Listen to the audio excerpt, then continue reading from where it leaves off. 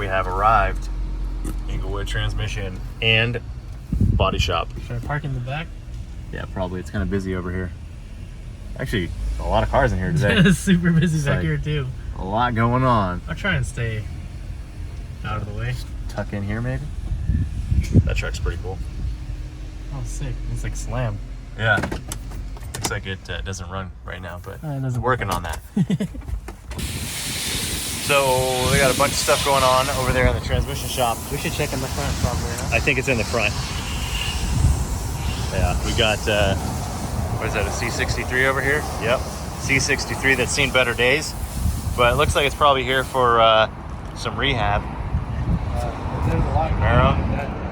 Yeah, it looks like it needs some work, but that's why it's here.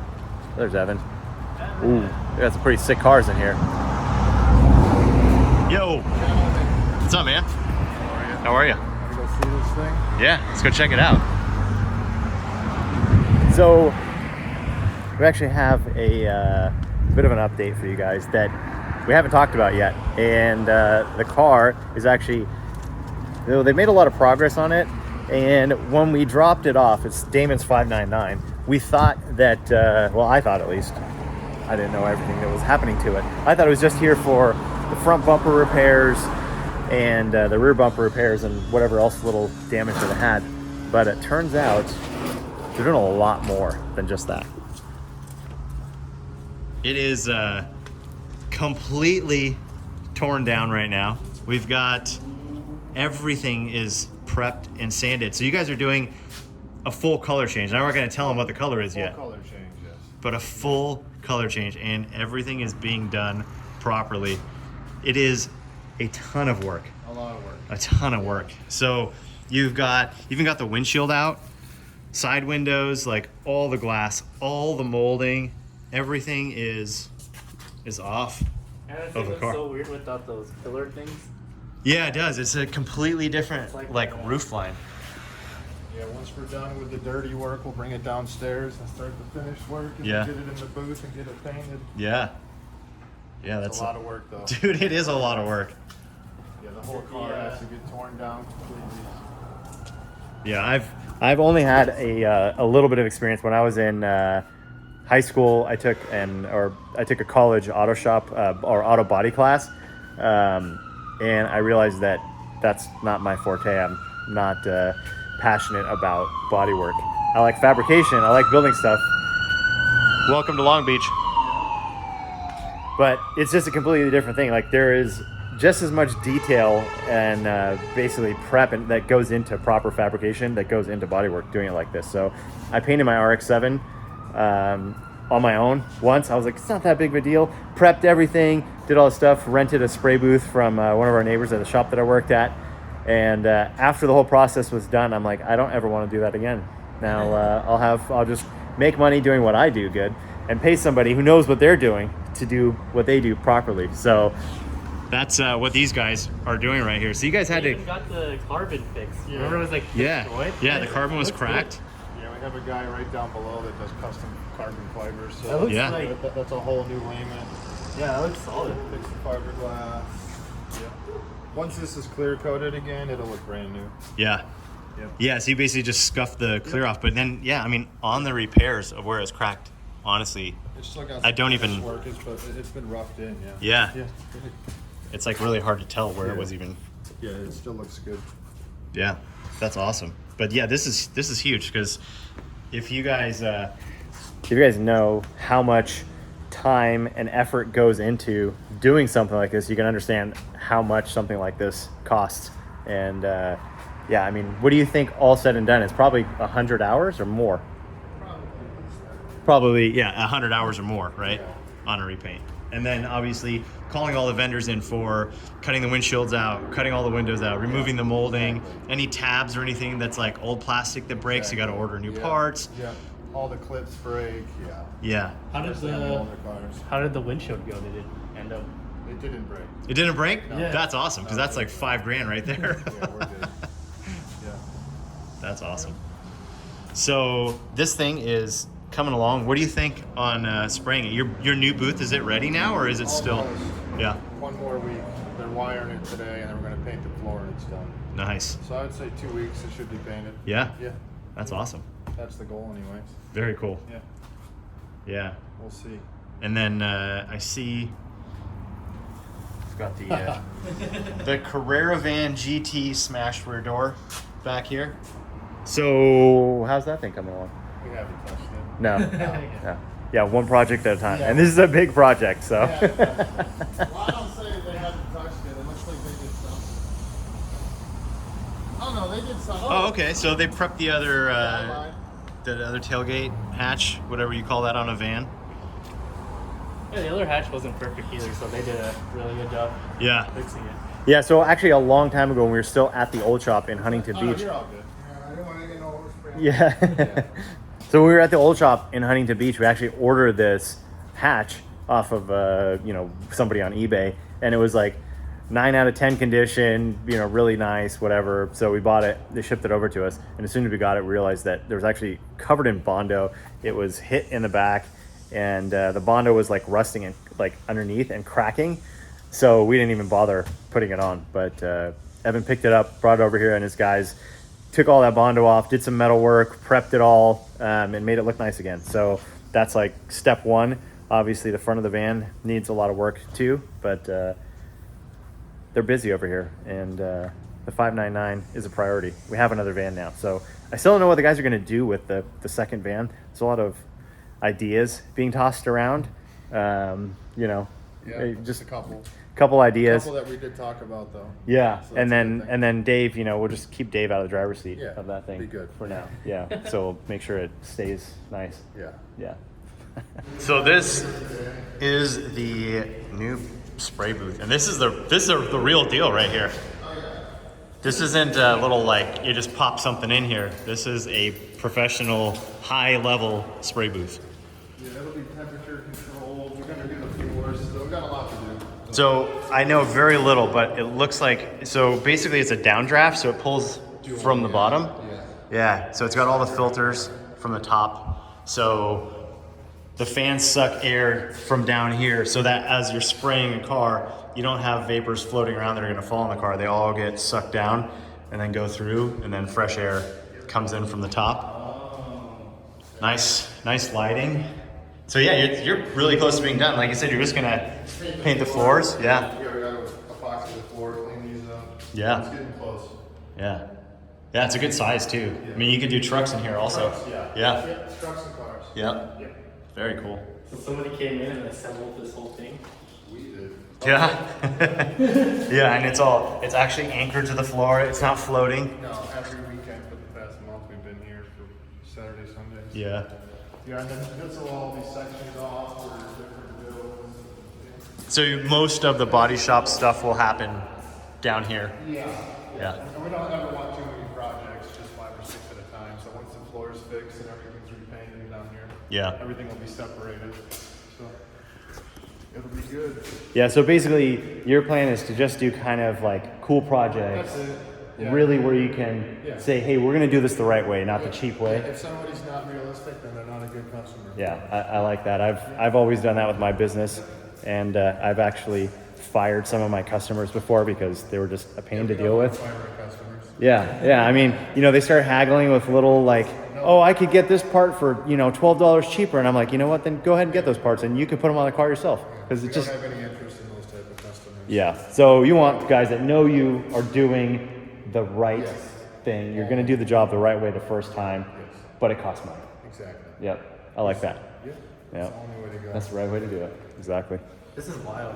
We're like, the van is right above us. Yeah, Like this there's, is right here. there's like Yeah. a parking lot above us. Yeah, there's about 50 trucks above us right now. Crazy. Yeah, those are strong concrete beams right there. Very cool. This was a Buick dealership back in the day. All of this whole lot, this whole like compound was really good. Where we walked through first was the parts department. This was the service department. And they passed parts through that window right there back in the 50s. Oh, that makes sense now. It's a lot of history in this place. It's really cool. Yeah, it's crazy.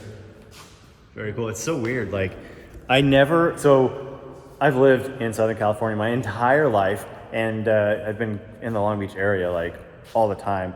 I've been going to the Long Beach Grand Prix since I was a kid, And I've been driving pace cars and drifting and stuff over there at the Grand Prix. And driving down Long Beach Boulevard, I never realized how many like levels Layers, yeah. there were here. It's really cool. It's like, Yeah. kind of think about it, like we see the top and we're like, it's kind of a waste of space. Yeah. And then now it makes sense because it's like, Yeah. So much more space is kind of added the way they did it. It's kind of broken up in a weird way. Yeah, it's 35,000 square feet of like indoor space. Yeah. It's just broken up between sections. Yeah, so different than our, like we have 30,000 square feet, but it's just- all one level. Exactly. Yeah, but so obviously it's that's a huge. warehouse. Like this is in Long Beach, in the city of Long Beach, on Long Beach Boulevard, like 3 blocks from the shoreline. Yeah. Yeah, it's crazy. Yeah, it's crazy. Yeah. Very fortunate. Yeah, really cool spot. Very fortunate. Oh, we're leaving HQ again, another day, another adventure, right? hitting the I road. still can't see. Yeah, it's always packed with trucks over here. It's not that bad right now, actually. Not as bad as it is sometimes, but we have a few stops to make. We got some stuff we need to pick up for the F12 to keep that thing going along, and we also need to grab some other stuff for another car. So yeah, Tim and I are both going because that makes us, well, now we're legal to drive in the carpool lane. Oh, that's true. It's about to be that hour. Yeah, exactly. So, you know, I could send Tim or I could go, but then it would be A terrible. very, very long trip. Yeah, exactly. Just sitting in bumper to bumper traffic. So we're going to take advantage. And, you know, people say like, not everything's a 2-man job, Tim. Well, sometimes it is. Wow! What is this guy doing? What is he doing? Yo, he's just jumping out in the streets, dog. Yo, chill. He jumped out with like his hands out like, that was crazy. I was wondering what he was doing. Wow. Well, all right, well, Compton's always a Compton's wild. interesting time. Yeah, thankfully we did not run that dude over. Yeah, so this light for the entire time we have been here, not this one, That guy's But- low packed. but this light is There's a working now. light here. It's never worked before, and they also have one over there, and it's pretty sketchy because sometimes you're getting on here and the people over there don't know that you're coming, and it's a merge point. But now they put a light in, and yesterday I was driving, Yeah. and both the lights like went green at the same time, so we're both like So you gotta coming race. in. Yeah, exactly. I'm like, dude, what is the point of this light if it's like not timed correctly? That was interesting. Cruising down the express lanes. Mike, we have a passenger. You caught a flapper over there.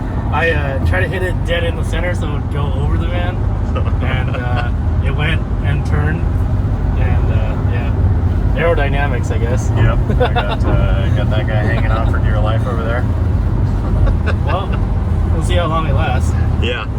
Traffic was terrible, and then now it's pretty wide open, but I'm sure as we travel some more, it will get bad again.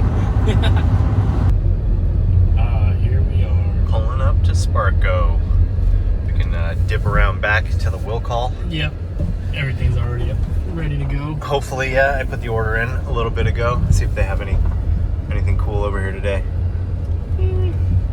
Not really. Well, we got the Sparco van. There's a Rolls Royce across. Oh yeah, that's over at what's that shop called? I think it's a Bowden. Bowden. Yeah, I think that's what it is. There's a traffic jam here. Yes, there is. Yeah. Should I Or park? just join into the traffic jam. This is an interesting parking situation here. There you go in front of this Camry. Oh, in front of it. Yeah, that way people can still get through if they want to. I got you.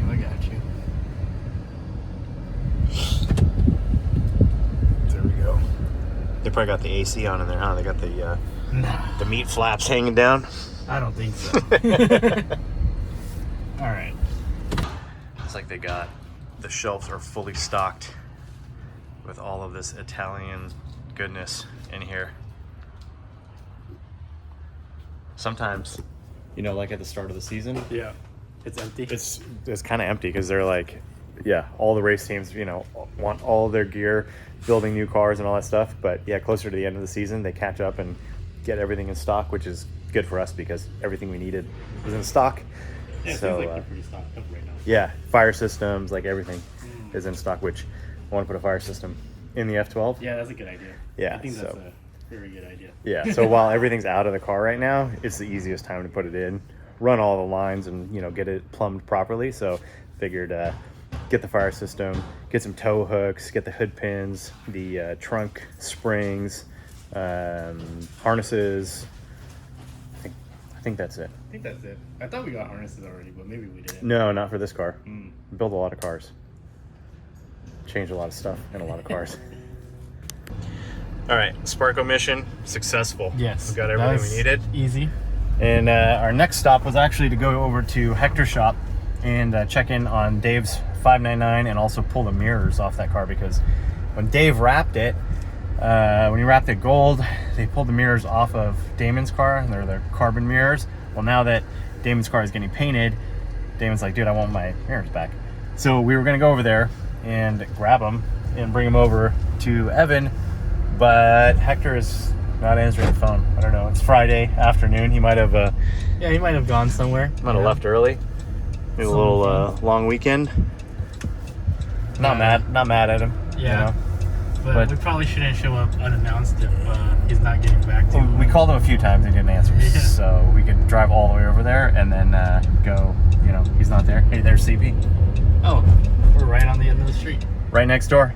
It's kind of cool that everything's like right over here. Well, not everything, but a lot of things. But Yeah. now we're not over here. We're kind of far now from we're here. far from everything that we kind of needed to be by. But that's all right. That's why we got the Carrera van for cruising. Yep. Cruising around town. Getting on some, we put about 60 freeway miles on it today. Freeway miles are a little different than street miles. You know. All right. Back to the shop. So since Tim's driving today, I have the luxury of Chauffeuring again. being able to look at boats, checking out my my options here. Some this is probably the boat that I'm going to get, the Leopard 46. They're pretty nice, and they are also, well, I can say really affordable, but for what they are and you know what we can afford, I think that's probably what we're going to do. And pretty soon I am going to put up a video. I'm going to start a new YouTube channel about my adventure into leaving the automotive world behind and jumping into a completely new world of sailing with my family, traveling the world and trying to just the next adventure. Like, racing was awesome, did it for years, but now it's time for something new. So if you guys follow me on Instagram, if you haven't already followed me yet, it's at Michaelessa, and I'll put some updates on there. I'll talk about on the stories channel as well what I have going on. But if you follow me on Instagram, then you'll get all of the little updates. So I'll probably put a video out fairly soon talking about why I'm doing this and what the plan is and how long it's going to take to get all of this stuff in order, like selling everything that I have, which is pretty insane. My shop, all my shop equipment, all my cars. It's You still have quite a bit of stuff. I got a lot of stuff. Yeah. I sold some stuff, but I've got a lot of stuff still. So yeah, at some point I'm gonna have like probably an ESSA Autosport garage sale, and obviously I'll let you guys know when that happens. But I just have tons of parts and equipment and all the stuff that's still at my old shop. I'm still paying rent over there. I've got a mill, I've got a lathe, I've got a bandsaw, I've got MIG welders, TIG welders, like plasma cutters, like handheld plasma cutters, all kinds of, man, I got a lot of stuff that I don't want to pay to store for years, because I don't know how long I'm going to be on this journey in the ocean. It might be indefinite. It could, I don't know, it could be. Enjoy being away from land so much that it's like, Well, I don't want to be away from land. I want to be, I want to sail to cool places, like, go to different islands and, go to the South Pacific and like all this, like go to Australia, go to New Zealand. Gotcha. I got a list of stuff Yeah. that I want to do, but I'm just trying to figure out how to do it. So it's a big change. All right, so we got pull cable, so you can have two. You can have one outside the car and one in the car. We've got all of our tubing over here. We've got the bottle itself. Nice bottle. And then, on top, we've got the gauge to tell you when it's charged. It's got the date on here, fill date, the expiration date, and then some really nice hardware and some really nice nozzles that it comes with. mounting brackets. So that's basically everything we need to get this thing installed in the car. I think it's gonna go behind the driver's seat in the back here. So we've obviously got quite a bit of room back here, and up here by the firewall there is just a ton of space that we don't have anything in there. On the other side we have the battery, and then we have the water pump. So we could mount it up there also to keep the weight a little bit offset more, because obviously we're trying to offset the weight of the driver, so we're putting the weight on the passenger side wherever possible. We'll see if we can get it in there. If we can, ideally we put it on the passenger side, but if not, it's about a 10-pound bottle, you think, Tim? Yeah. Something like that. So not a ton of weight, but if we can get it in the right spot on the passenger side, we'll do that. So got the fire system mount all drawn up, and it is currently being cut.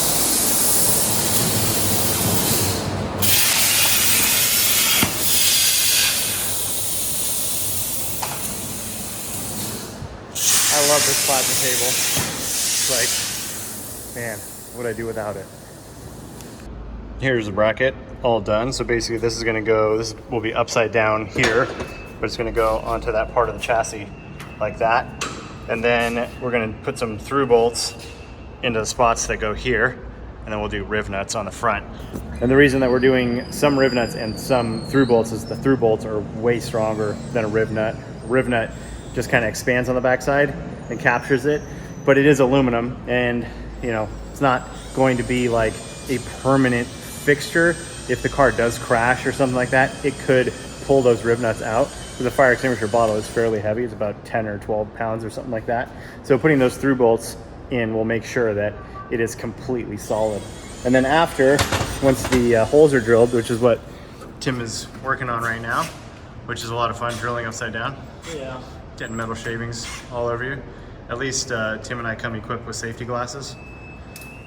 We wear them all day, every day, which helps. But anyway, after we get that drilled out, I'm gonna weld these brackets onto here. So it is just completely fastened. We don't have to put bolts and drill all those holes. Spend a bunch of extra time doing that, and welding, it's gonna be on there forever. It's not gonna come off, and I don't have to worry about it. So let's get this thing done.